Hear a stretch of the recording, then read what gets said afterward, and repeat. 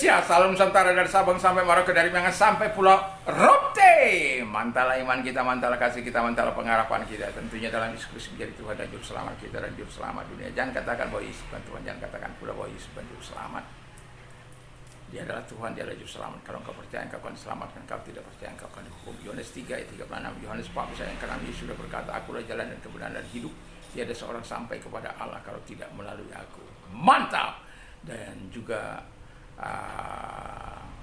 Paulus sudah mengatakan dalam Kisah Rasul 6 ayat 31, percayalah kepada Tuhan Yesus Kristus, maka engkau akan diselamatkan, engkau dan seisi rumahmu. Mantap, puji Tuhan.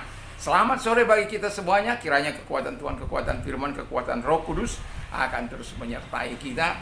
Dan kita masih dalam seri yang terakhir ini, di dalam pembawaan Tuhan sanggup meninggikan kita. God is able to lead up us, ya, atau God is able to lead us up.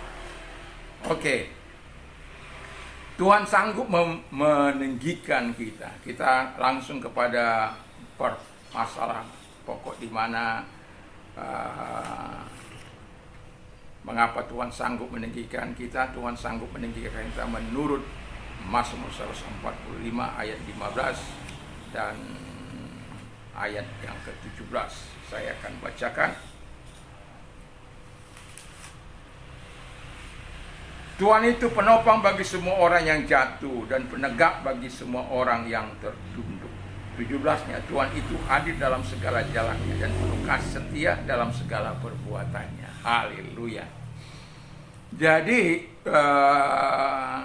yang bagian terakhir ini, Tuhan mampu, itu berarti kita ada di ujung pasal ini, ya.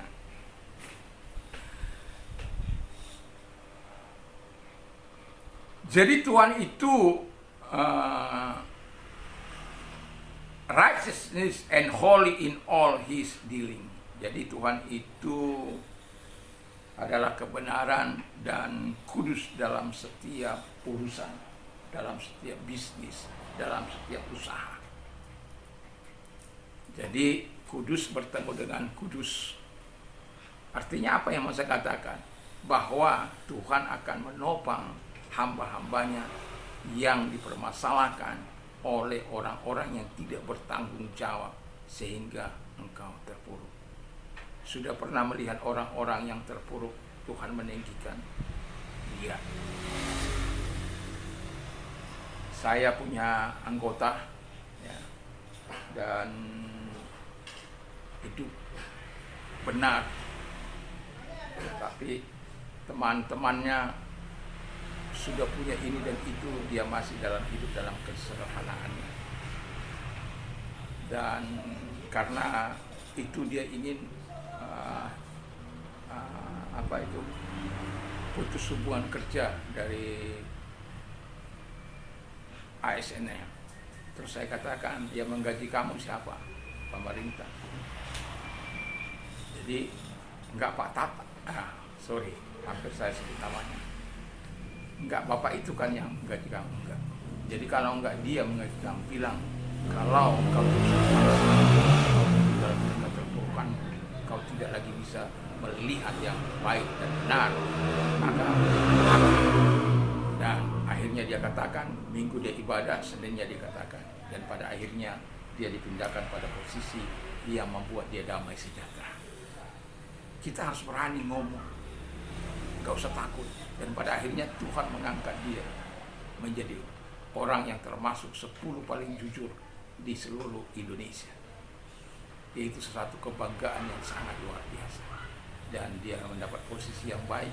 Saya ketika dia datang di sini, karena kenaikan Pak jabatan itu dia harus pindah. Ketika dia datang ke sini mengawas orang-orang coba ini dan itu supaya tidak mempermasalahkan posisi mereka. Tapi dia berkata, lakukan saja yang benar, maka engkau tidak akan pernah dipermasalahkan. Tapi kalau engkau tidak benar dalam pekerjaan, saya akan mempermasalahkan. Itu.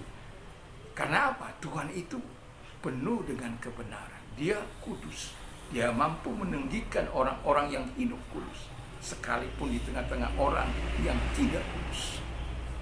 Yang kedua, God is nigh unto all them that call upon him. Jadi Tuhan itu dekat kepada mereka yang berseru kepada dia. Ayat 18 saya bacakan dulu. Ia melakukan kehendak orang-orang yang takut akan dia, mendengar teriak mereka, minta tolong dan menyelamatkan mereka. Wow, mantap. Jadi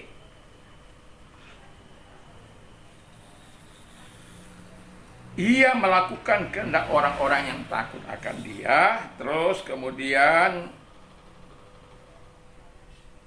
mendengarkan teriak mereka yang minta tolong dan menyelamatkan mereka. Artinya Tuhan itu bukan tuli, Tuhan itu bukan tidak melihat. Walaupun kadangkala saya katakan, kadangkala kita sudah nangis-nangis, sudah sungguh-sungguh. Saya nggak tahu kapan terakhir kali kita mengeluarkan air mata di hadapan Tuhan. Saya kalau sudah nggak nangis dalam seminggu itu rasanya berat hidup ini. Bukan nangis-nangisan, tapi karena kehancuran hati, bukan karena untuk apa ya? Ya, bukan untuk kepentingan saya, tapi melihat kepentingan di mana jiwa-jiwa yang terhilang itu. Dan Tuhan meluruskan orang-orang yang takut akan mendengar doa mereka dan menyelamatkan mereka. Jadi banggalah punya Tuhan. Jadi, oh kenapa aku begini ya? Kenapa aku kan sudah hidup benar, aku kan sudah gini, aku kan sudah melakukan ini dan itu. Kenapa aku? Katanya Tuhan melindungi. Haleluya. Saya mau katakan kepada kita, Tuhan itu dekat kepada mereka yang berseru kepadanya. Apalagi hidupmu takut akan Tuhan. Wow. Dan ini seringkali saya katakan, hidup takut akan Tuhan tidak akan membuat engkau tidak mengalami pertolongan. Takut akan Tuhan akan menolong engkau naik tinggi bersama dengan Tuhan. Terbang dengan sayapmu sendiri dengan kekuatan Tuhan. Dan itu sebabnya takut akan Tuhan akan terus memenuhi orang-orang muda, anak-anak muda, remaja, orang-orang tua, ibu-ibu tua, semua. Kalau kita semua memiliki roh takut akan Tuhan, yakin dan percayalah, dunia ini akan kita berkati. Tapi kadangkala di tengah-tengah gereja Tuhan pun ada banyak orang yang tidak takut akan Tuhan. Hidup masih dalam dosa, hidup dalam perzinahan, hidup dalam permusuhan, hidup dalam keinginan hawa nafsu daging, sudah salah, jugul. Saya sudah bilang jugul itu orang Batak itu, kalau jugul kata orang Batak itu berarti sudah dia salah, diingatkan nggak mau, justru melawan, dan justru dia akhirnya berbalik, menyatakan dia jadi korban. Itu dia namanya jugul kalau orang Batak. Jangan jugul, ya, baik hatilah. Itu yang benar. Nah, jadi dia dekat. Yang terakhir, Alkitab katakan bahwa Tuhan mampu meninggikan kita. God fulfill our pray and save us. Ayat 19, saya bacakan dulu. Ia melakukan kehendak orang yang takut akan dia dan mendengarkan teriak mereka yang minta tolong. 20. Tuhan menjaga semua orang yang mengasihinya, tapi semua orang fasik akan dibinasakan. Mulutku, 21-nya, mulutku mengucapkan puji-pujian kepada Tuhan, dan biarlah segala makhluk memuji namanya yang kudus untuk seterusnya dan selamanya. Haleluya. Jadi Tuhan mendengar doa kita. Jadi kalau Tuhan mendengar doa kita dan menyelamatkan kita, Tuhan melakukan kehendak orang yang takut akan Tuhan. Tuhan menjaga orang yang dikasihinya, tapi Tuhan membinasakan orang fasik. Dan pada akhirnya orang fasik akan bisa melihat bahwa Tuhan tidak pernah bermain-main dengan orang-orang yang dikasihinya. Kalaupun kadangkala Tuhan itu seolah-olah tidak mendengar, bukan berarti Tuhan tidak mendengar. Hanya melatih saat yang tepat, dia akan melakukan yang terbaik supaya pujian diberikan kepada Allah. Kiranya Tuhan memberkati kita. Selamat sore dan mari kita berdoa. Terima kasih Bapa di surga, di dalam nama Tuhan Yesus Kristus. Kami tahu bahwa Engkau sanggup meninggikan kami tepat pada waktunya. Itu sebabnya kami harus merendahkan diri di tangan Tuhan yang kuat supaya Engkau meninggikan kami pada waktunya. Kalau Engkau sedang sakit, apapun sakit penyakitmu, arahkan tangan kepada Tuhan. Dalam nama Yesus, segala sakit penyakit yang mereka takutkan keluar, dan oleh bilu Yesus Engkau sembuh, oleh kuasanya Engkau sembuh. Dalam nama Tuhan Yesus Kristus.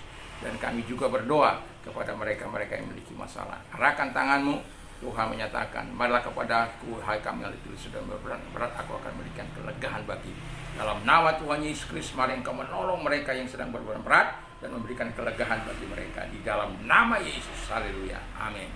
Selamat sore bagi kita semuanya. Kalau kita ingin berdonasi, ada nomor-nomor di bawah ini. Dan Tuhan Yesus memberkati. Dan juga kalau kita selesai malam hari mau kita tutup, malam kita tutuplah dengan ucapan syukur, dengan berdoa dan membaca firman Allah. Mantap, mantap, mantap.